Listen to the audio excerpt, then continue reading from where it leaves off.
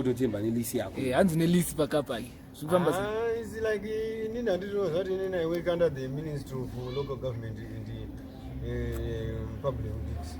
Saka I have linguistics to operate in terms of how to get a lease agreement from the council or even from any section of area. Oh. Saka when I'm operating at that juncture, I hope that is the same standards that I use as well when I went to get that temporary list that we use at Gaffa. Hey, saka ndiwo kwangwara darika vanhu vese ka? Yes, because I am a by-election candidate. So at that juncture, I also work under Ministry of Local Government. At that juncture? As a councillor, yes. So, hazvina kutinetsa kuti tiende kukanzuro kuti tinzwisisane kanzuro. Saka nanhasi ndo mamira atakangoita tingoripo, takamirira kuti zvimwe zvirongwa zvitsva zvichauya zvakasiyana siyana zvamatimu mana ese kana vanoita mabhizinesi akasiyana siyana tine tingoripo takamirira tichizokwanisa kutaura. Unzwira kutsarwa kune munhu akafenza. Munhu akafenza uya munhu mufesi wedu. Akauya achitaura kuti ada kufenza. Ndokuti ayo hazvina kuipa. Ndokuwirirana temu. Izvo mari yedu yanayo 180 USD. Saka after 3 months, my fence yake inenge yaiti covered. Kuri metimba ranga riripo pakapa. Mchaina akauya ane lisi wofuti. Hapana muchaina nini. Hani pane muchaina akauya akabusa lisi. Saka kuri metimba ranga riripo rese rwaishanda naro vakadzingwa vese. Riripo.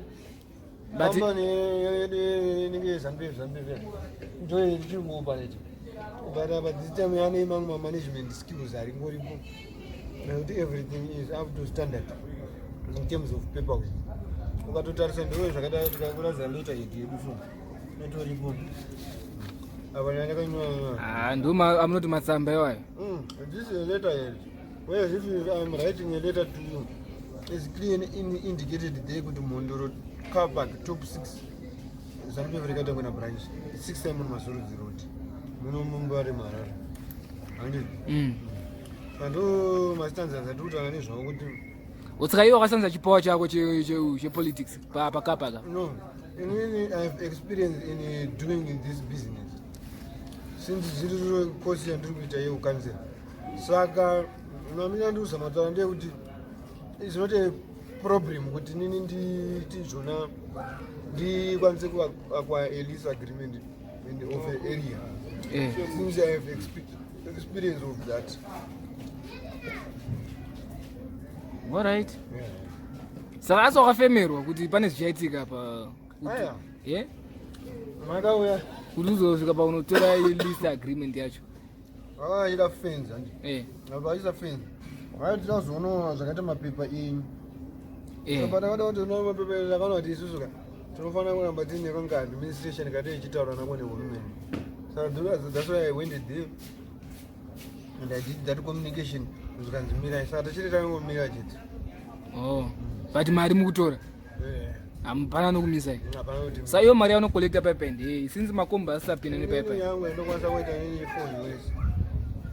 So kuti apa nditone 2 ndatombodya imwe 200. Mari nditone. Hayi iyo unokochikolekta mari yechi paipa. Because makomba achapinda nepaipa ika. Car woye car park.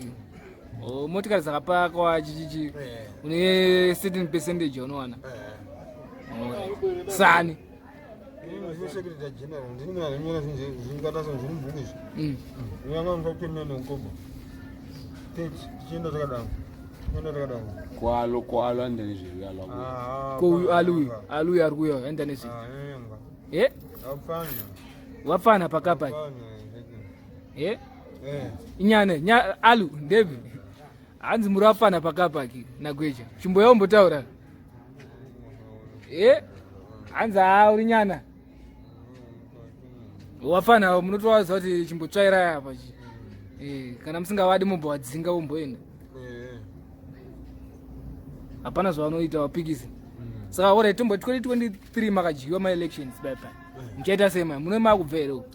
Meeting yatata comrade Emerson Muranga kwati chiti tasai kuti zvingo dzepolitical bureau vanhu vane gali yakudhara uye zvibve Gweja Saka ndopakazoiswa nveu yeima mumatishet akamubudikira muemhanja. But I'm also looking at waiting for my t-shirts angu. Tozoita futi motika dzazofambisa isusu central committee asatana. Although possibility nazo, it means maybe there's an element of power where they believe that everything is going to be okay. All right. So your president anoziye. Anoziye kuti kunani? Masangura. Wari mumuna. Face to face. No. I thought from face to face born. Meeting yada. Takashuka corruption yemwambuya so. Yakaita sei ambuya iyo? Takati isusu taunza pepa redu reaccreditation restructured DCC zvikanzi system. Takusvika kukomisariti kwaiko takusvika kune mumwe musikana achitanzi ini handikwanisi kuita izvo. Ndokuenda kuprovince ndokuti futi hanzi hatikwanisi kuita izvo. Saka takazongosiya pepa kukomisariti tikati isusu munozoti hatina kuuya takauyawo. Ndakatozvisiya. Iwo nani? Uratidza kuti unongone vanhu unofamba nawo. Iwo nani? Inini ndofamba nevanonzi munyana dzemuchilo. Enokusumungani as well as Mike Mudzimu. Yei, ndevapi kwana? Ndevapi kwana? Mwatanogara national, mwatanogara unasamuti, mwatanogara kumba kwakamiro. Oh, saka mutori team makatodaro. Tingoti 4 isusu ka. Tisi tinoziva nezvekuti district coordinating committee yakamira sei. Kunyanya initori envoy ndakatosiya bepa remucommissariat isi. Oh. Manje commissariat zvinora vanoenda nezvekugadzira hwaro hwemusangano wemastructures isi. Ndakatosiya kwese. Mora. Musikana akataka kuunda ndinganitozi. Musikana akataka kuunda ndo. Akataka nomunonzi mupiri. Alright. Angazodzoka nomudzoka. Osa zvepolitics unozvinzwisisa handika? Unozvinzwisisa. Yes. Because it includes geography. Alright. Apa zvinodiwa manje unozviketa. Takaitwa hani munhu muraini ananga achita se ananga achimirira chi society. Itozoti aiwa pane pakarongeka kana pakadaro. Matsaga azongouye from nowhere achita zvaida kuita pakapa achira. Handi makatozomira. Zvakamboda kuita pakamboda kumboita era yekuti izvo pakamboyana nekustodart vachitaura kuti izvona how are you going to curb the procession yaitwa yekuti paiswa fenzi nyoni. Ndokuona kuti aiwa investor akanga auya munhu atagara tichiita dialogue naye kubva kudhara. Saka angonza fenzi achitaura kuti inini ndichaudza motikari dzangu 3 tingatamba option yekuti unofunga unofanira kudemburana pakati katadembura pakati vamwe achita tozosangana in terms of monetary issues. Ndokuti akwete seso changu chandodai motikari 3 saka motikari zaya dzitoripo dzavakauya nadzo. Pakauya motikari dzakaita sei? Pakauya trailer yegonyeti neimwe trailer futi tipa nechirori chanopakana everything.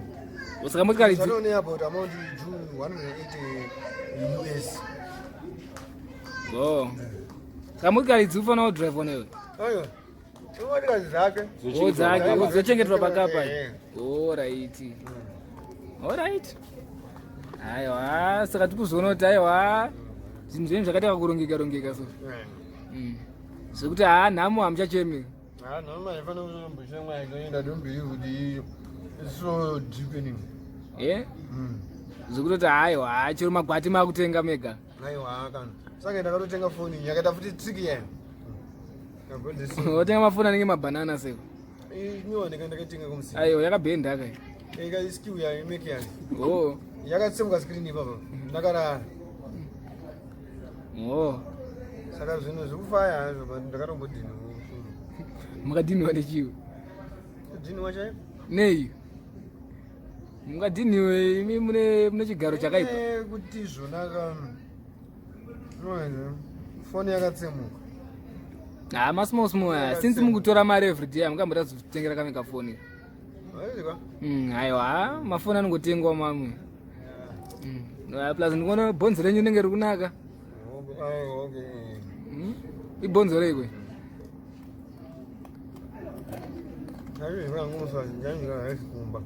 Bora. Aiwa iri bhoko comrade Gweja. Aiwa